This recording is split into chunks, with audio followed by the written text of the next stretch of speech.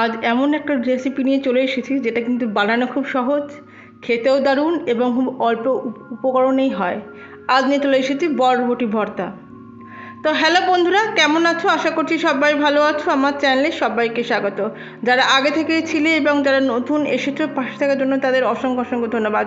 যারা দেখছো কিন্তু এখনও সাবস্ক্রাইব করোনি, অনুরোধ তোমরা অবশ্যই করে সাবস্ক্রাইব করে নিও। তো দেখো, আমি 300 গ্রাম মতো বরবটি নিয়েছি। বরবটিটা কিন্তু আপাতত আমি ধুয়েই নিয়েছি। তো এই বরবটিটাকে আপাতত আগে আমি কেটে নেব। তো দেখো, আগা এবং গোড়া দুদিকটাই কিন্তু আগে কেটে নিতে হবে, কেটে বাদ দিয়ে নিতে হবে। এবং এরপরে বরবটিটাকে আমি মোটামুটি 1 ইঞ্চি মাপের লম্বা করে কিন্তু কেটে নেব। দেখো, দেখতেই পাচ্ছ যে কীরকম সাইজের করে আমি কেটেছি। এই দেখো, আমার ঠিক এতটা পরিমাণ বরবটি কিন্তু হয়েছে। এখন একটা ফ্রাইং প্যান নিয়ে নিয়েছি এবং এখন কিন্তু গ্যাসটা জ্বালিয়ে দিয়েছি এবং বরবটিটা কিন্তু ফ্রাইং প্যানে আমি দিয়ে দিলাম। এখন তাকে আমি একটু ভাপিয়ে নেব। তো ভাপিয়ে নেবার জন্য এখানে প্রথম কথা হচ্ছে লাগবে তো জল। কিন্তু এই জলের পরিমাণটা কিন্তু এখানে একটা গুরুত্বপূর্ণ বিষয়, কেননা জল ঠিক অতটাই দিতে হবে কি যতটা ঠিক বরবটিটা সিদ্ধ হতে আমাদের লাগবে।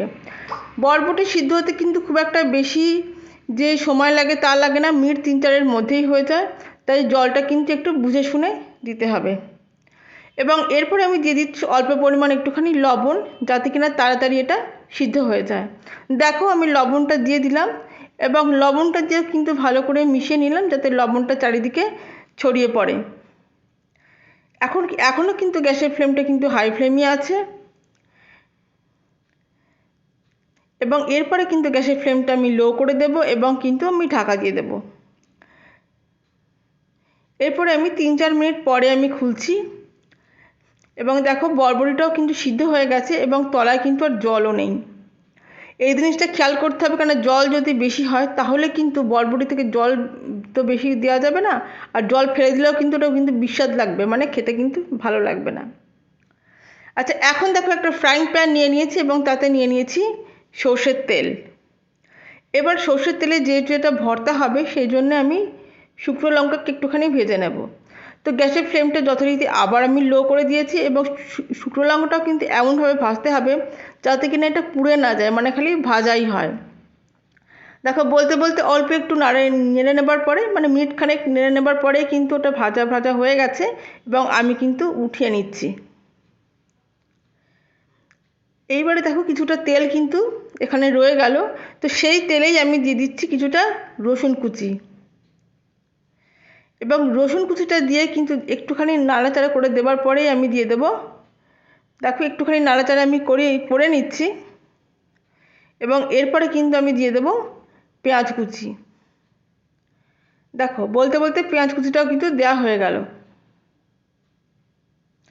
পেঁয়াজ কুচিটা দিয়েও কিন্তু দেখো একটুখানি অবশ্যই নেড়ে নিতে হবে এবং এখন কিন্তু দিয়ে দেবো অল্প পরিমাণে লবণ, মানে যতটুকু লবণ এই পেঁয়াজ আর রসুনটুকু ভাজতে আমার লাগবে। এবং তারপরে দিয়ে দিচ্ছি কিন্তু অবশ্যই হলুদের গুঁড়ো। এবং এই পেঁয়াজ, রসুন, হলুদ আর লবণ এইগুলো দিয়ে একটুখানি মিলিয়ে মিশিয়ে নেবার পরেই এখানে কিন্তু ভাজাটা এমন হবে যাতে হালকা হালকা মিষ্টি মিষ্টি গন্ধ বেরোয় আর অল্প অল্প রং ধরে আসে, মানে যেটা একদম খুব বেশি ভাজা সেটা কিন্তু এখানে লাগবে না, আর সেটা হলে কিন্তু ভালোও লাগবে না। এই যে দেখো, অল্প একটু নাড়তে নাড়তেই দেখো ঠিক এরকম রং হয়েছে এবং এই অবস্থাতে কিন্তু ভাজাটা আমার হয়ে গেছে এবং গ্যাসের ফ্লেমটাকে আমি কিন্তু অফ করে দিলাম। এই অবস্থাতে এখন আমি একটা মিক্সিং জার নিয়েছি এবং মিক্সিং জারে এখন যে পেঁয়াজ রসুনগুলো ভাজলাম সেগুলো কিন্তু দিয়ে দিচ্ছি। এইখানে কিন্তু একটা কথা বলি, এখানে কিন্তু পেঁয়াজ রসুনটা তখনই দিতে হবে যখন কিন্তু এটা কিন্তু পুরোপুরি ঠান্ডা হয়ে যাবে, গরম অবস্থাতে কিন্তু একেবারেই নয়। আচ্ছা, এই অবস্থাতে আমি দিয়ে দিচ্ছি সেই ভাপানো বরবটিগুলো।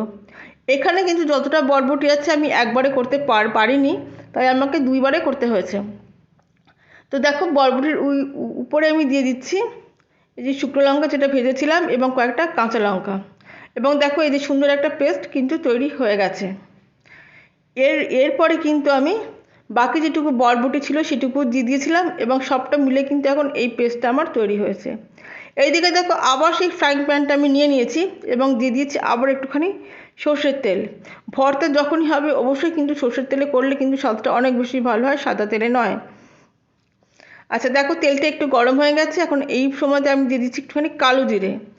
কালো জিরেটা দিয়েও কিন্তু ভালো করে একটুখানি নাড়িয়ে নেব। এই বরবটির কিন্তু অনেক গুণ, মানে স্বাস্থ্যের জন্য বরবটি কিন্তু ভীষণ ভালো, যেহেতু প্রচুর পরিমাণে ফাইবার থাকে তাই কিন্তু স্বাস্থ্যের জন্য ভীষণ ভালো, গর্ভবতী মহিলাদের জন্য ভীষণ ভালো এবং কোলেস্টেরলের জন্য ভীষণ ভালো, মানে কোলেস্টেরলকে নিয়ন্ত্রণে রাখতে সাহায্য করে। তো দেখো এখন আমি কিন্তু দিয়ে দিলাম সেই পেস্ট করা যে বরবটিটা ছিল সেই বরবটি। এখন কিন্তু গ্যাসের ফ্লেমটা লোতেই রাখতে হবে, কেননা এখানে যেহেতু সেরকম জল থাকবে না, সেজন্য হাই ফ্লেম করলে কিন্তু এটা তলায় লেগে যেতে পারে। আর এছাড়াও কিন্তু লো ফ্লেমে এইটাকে অল্প অল্প করে কিন্তু নেড়ে নেড়ে নিতে হবে। দেখো কিছুটা এই যে তলায় যে লাগা ভাবটা ছিল সেটা কিন্তু আস্তে আস্তে উঠে আসছে আর কি, তার মানে প্রায় অনেকটাই কিন্তু কুক হয়ে গেছে।